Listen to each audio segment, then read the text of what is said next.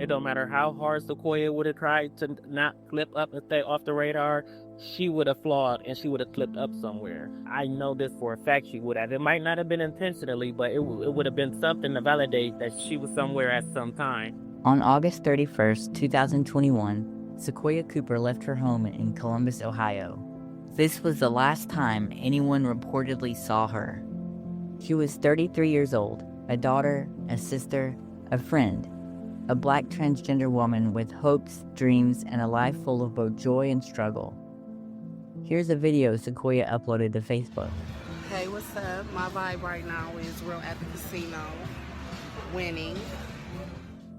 But after that day in August, everything changed. Detective Radich shared he believed Cooper was a victim of foul play. It has been 1 year since Sacoya Cooper went missing. Reward money upwards of $10,000. Her family rushed to find her. The police eventually launched a search, but as the days turned into weeks, the trail seems to have gone cold, and the questions only grew. To understand Sequoia, you need to hear from those who loved her most.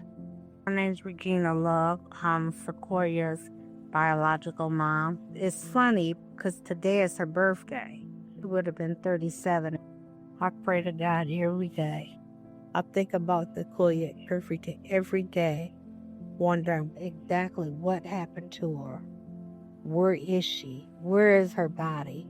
So we can have some kind of a closure, some kind of a memorial. Sequoia's story is not unique. Hi, I'm Jackie. I'm a queer journalist, and I became deeply invested in missing person cases when my stepson briefly went missing. That experience showed me just how broken the system is, especially for vulnerable populations. Across the country, LGBTQ+ individuals go missing or die under suspicious circumstances far too often. Their stories are frequently ignored, deprioritized, or dismissed by the authorities and media. They Were Here is a podcast committed to challenging that. We tell the stories of missing and murdered LGBTQ+ people. Because their lives matter, every family deserves answers. Every unsolved case holds secrets, and sometimes those secrets don't sit in police files or evidence boxes. They live in memory, in something someone saw, in a detail someone heard. If you're listening now, you might hold a piece of the truth about what happened to Sacoya Cooper. Even the smallest clue, the thing you thought didn't matter, could be the spark that brings answers. Before the frantic calls, the missing person flyers, and press conferences, Sequoia was someone who loved to laugh and keep in touch with the people close to her. She was hardworking and determined to make ends meet, no matter what life threw her way. She always kept a job. No matter what, she kept her job. Her mother remembers a child who could fill an afternoon with simple joys, playing ball with her younger brother and spending time with loved ones. I met her when she was 9, and I realized that she was transgender. What kind of things made Sequoia the happiest? Being around family, just being around her brother and being around me. You know, we went to park, we had picnics and different stuff like that. Younger brother James remembers someone who was always pushing forward, even when life wasn't easy. She was always creative. She danced. She was a drum major for Libby High School in Toledo, Ohio. She knew how to vote. She was a go-getter. She'll get up and make it happen. If she didn't have something, she was going to get it. She worked hard, sometimes holding 2 jobs at once. And when she loved you, she showed it with a phone call, a check-in, or showing up when you needed her. We didn't talk no other time. We definitely would talk on our birthdays, or even holidays. Just a quick, 5-minute call to say we love each other, stuff like that. Her closest friend, Bree Belcher, shared that their connection lasted decades, through difficult times and new beginnings. We done been through so much, from being homeless to signing leases. Just so many memories that we have together because we just stuck together for so long. They called each other sister. In the weeks before she vanished, life was steady. Sequoia had rented her own home in Columbus, a house with a fenced yard, 2 cars, and her dogs. She lived there with her significant other of several years, Richard. Bree said she was settled. It was a beautiful place. She had fenced in yards, 2 cars, pit bulls, living the life that she wanted, was very comfortable. Sequoia had gotten to that comfortable place after years of effort. When she first moved from Toledo, she stayed with Bree. Richard was part of that move too. Within a month, they had their own place. Eventually, they upgraded to the house. They came and put their best foot forward. I was like, well, you guys been doing what you're doing. You guys been working. You guys been stacking your money. And she was like, well, I'm just happy I got my own place, right? We got our own place. Work was a constant. She had a full-time manager position at McDonald's. Bree said that that was the job she wanted, and she achieved it. Another Facebook video shows her wearing her uniform and headset. Just here getting this money at work, on the clock, listening to music, getting this money. You already know how it go. She made time for the people close to her, checking in and staying connected, even when she was busy. The night before she disappeared, Bree saw Sequoia at a backyard hangout. She said she was ready to buy a house so Richard didn't have to work so much. That was the house conversation we had. At 3:20 in the morning on September 1st, Bree's phone rang. She didn't pick up. There were no words, no background noise, just a few seconds of empty audio before the line went dead.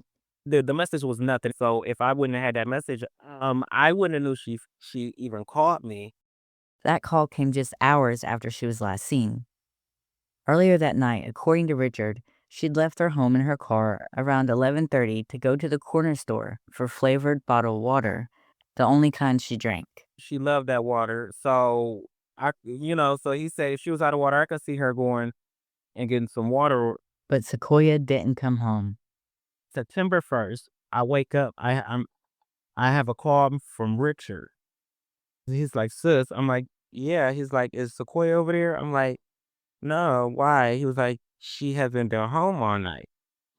Me thinking nothing of it. Like, well, give her a few turns. She probably out doing something, probably sleeping, probably, had a long night or something. Give her some turns. So after that, I continuously called Sequoia and never got a call.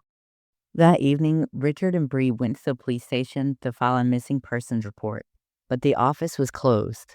And when we was leaving, there was an officer going in. And that's when we stopped him and told him what was going on. And he took a brief summary of what was going on and gave us a card who was going to be the investigating detectives. But according to the family, the police didn't actually do anything to investigate her disappearance that night. No canvassing the neighborhood or pinging her phone. Her brother James got a call from their mother. And I'm like, okay, or maybe, she just kind of took a break or something. That's the first thing that we think. But then something sat with me that same night and was like, no, something isn't right. So I literally like packed up my car and I drove up to Columbus. James knew something was wrong. He immediately walked out of his job and never went back. I stayed up in Columbus for almost a month, like just trying to figure out what's what. He began retracing Sequoia's steps, walking parks with her dogs, talking to people she knew, and teaming up with Richard to spread the word. I reached out to Richard for his side of things, but so far haven't heard back. James kept calling Sequoia's phone, checked familiar spots, waited for her to walk back through the door, but she didn't. Within days, her family shifted from hoping she'd turn up to knowing something was wrong. And they felt that the authorities were not helping them. They hadn't heard from the detective since their first encounter at the police station, almost 2 weeks ago when they filed the missing persons report. The family was finally told that the detective on the case had been on vacation. When we kept reaching out to Columbus Police Department, they kept saying that, oh, the detective is on vacation. No one else was ever assigned to the case, something that still bothers James. Backup person should be able to go in and take a look at reports and follow up with people in the meantime. Like, no one reached out to us. Like, it literally was like a week and a half, if not 2 full weeks, like before we even got any type of assistance, any type of seriousness out of the police. Sequoia's home was in a central location surrounded by businesses. If she made it to the store, there may have been cameras that caught her. And the store had surveillance. But according to the family, police later told them there was no surveillance footage showing her at the store. And I find it very ironic that there's like no digital footprint of her. I mean, there could be a reason, which is that the police lagged at the beginning of the investigation. While they waited for official updates, the family kept searching, on foot, in cars, anywhere they thought she might be. They talked to people in her neighborhood and tried to keep her name in circulation online. Bree handmade a flyer and Xeroxed copies at the library.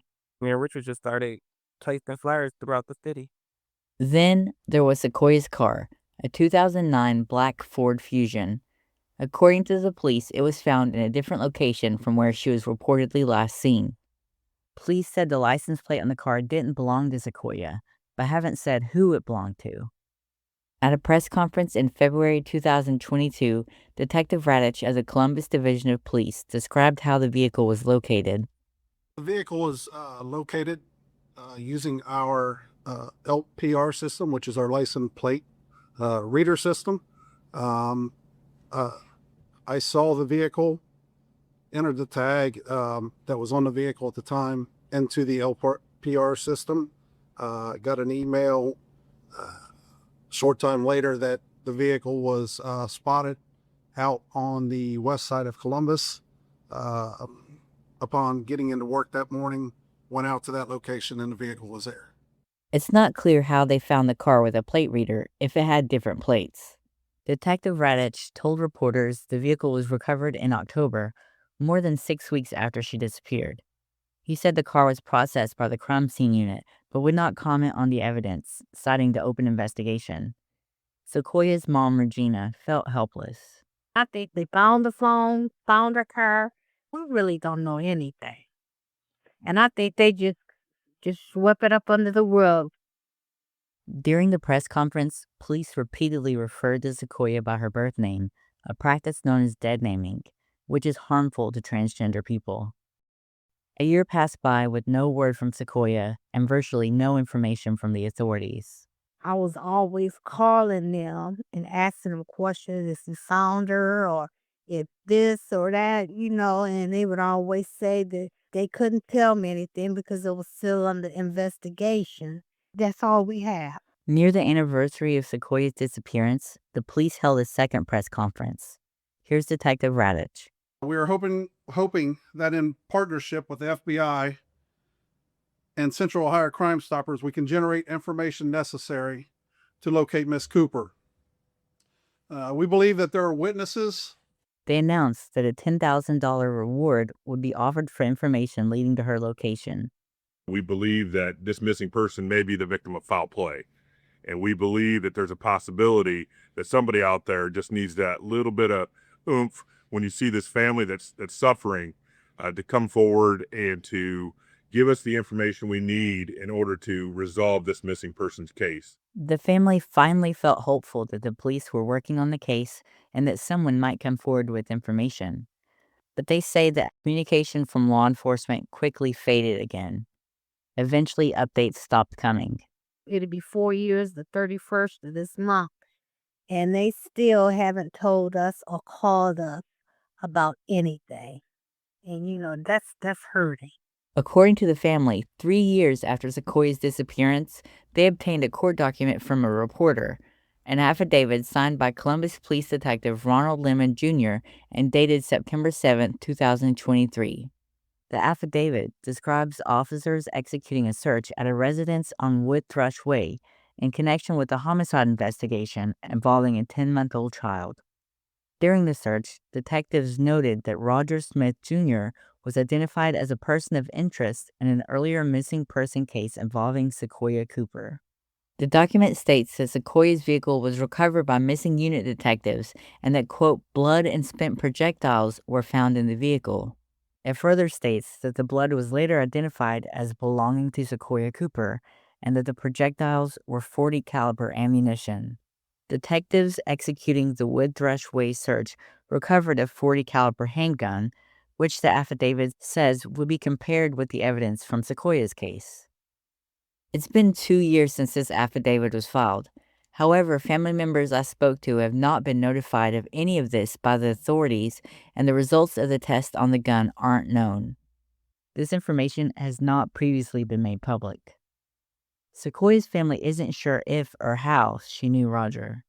As part of my reporting, I conducted a background check on Roger Smith Jr.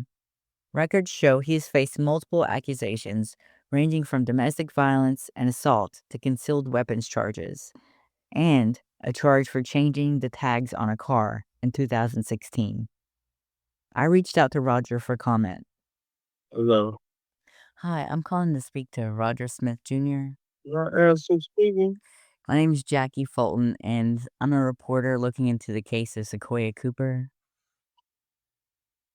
Who the hell is that? I explained to Roger that Sequoia is a missing person from Columbus. Who the hell and what the fuck? I have no idea who or what you're talking about. I told him we saw an affidavit saying the police found her car with evidence in it. Well, you know what? Just for the bull crap, try to hit me with some bull crap. I'm gonna go ahead and dismiss you because it just sounds so just miscellaneous and throwed off. I don't even like that. So you have a good blessed day. Okay, well, if you decide you want to talk about it. He hung up and didn't respond to further attempts at contact.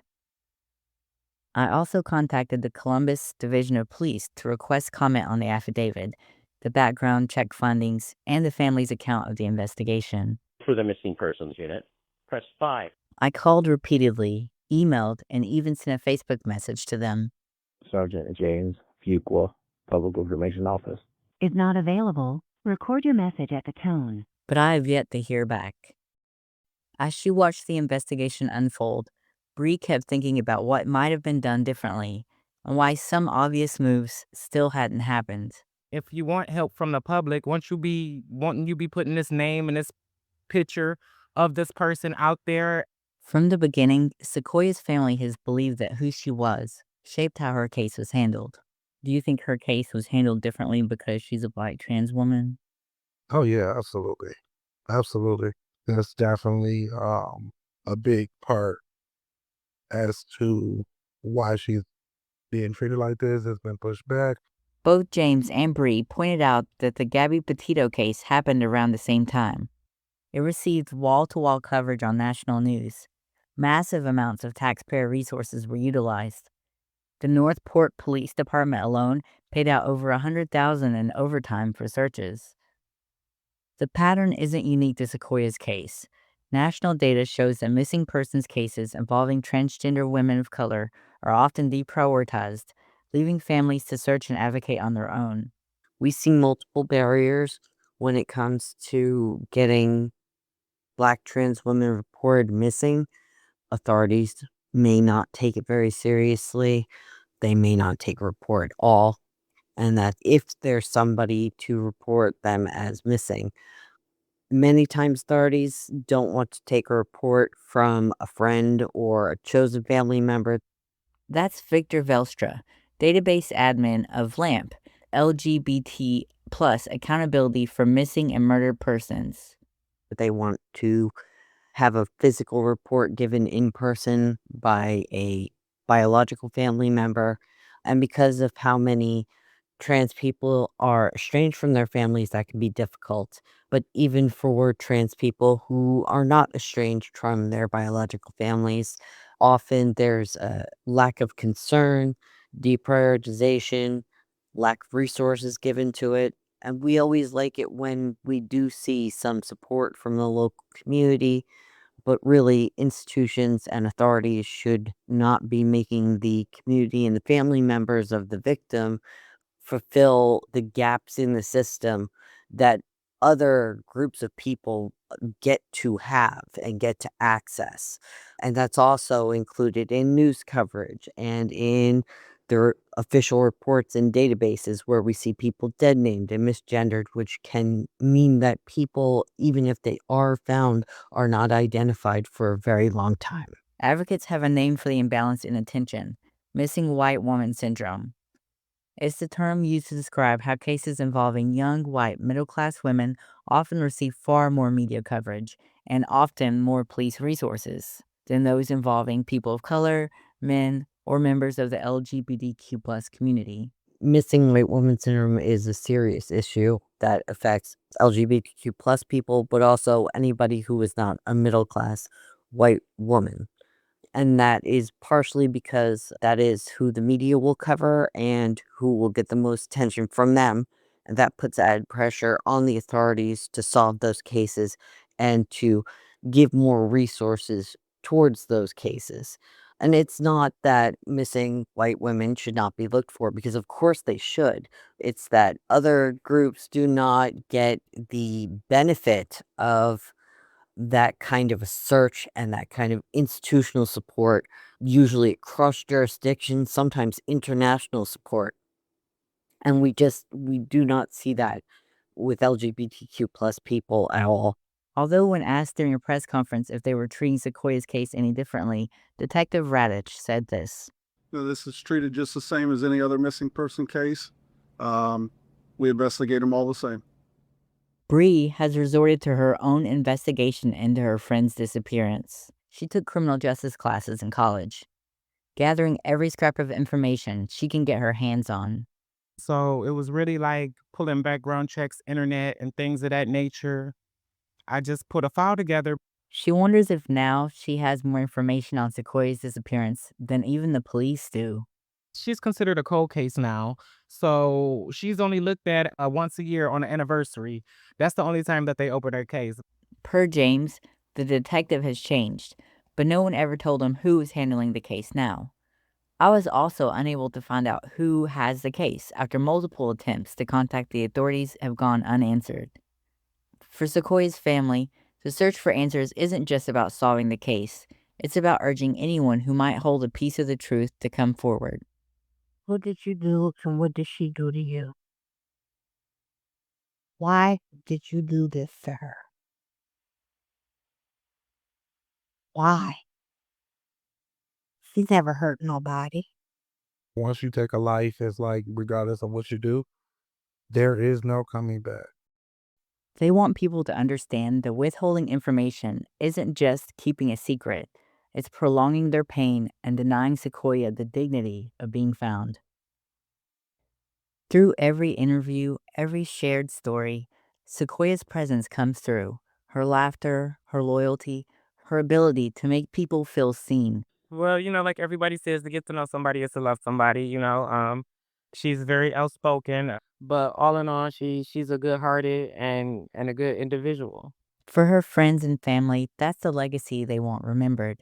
Not the unanswered questions, not the headlines, but the woman who loved fiercely, stood by her people, and found joy in the everyday. She kept her mama laughing. She kept me laughing. She had a little dress on her.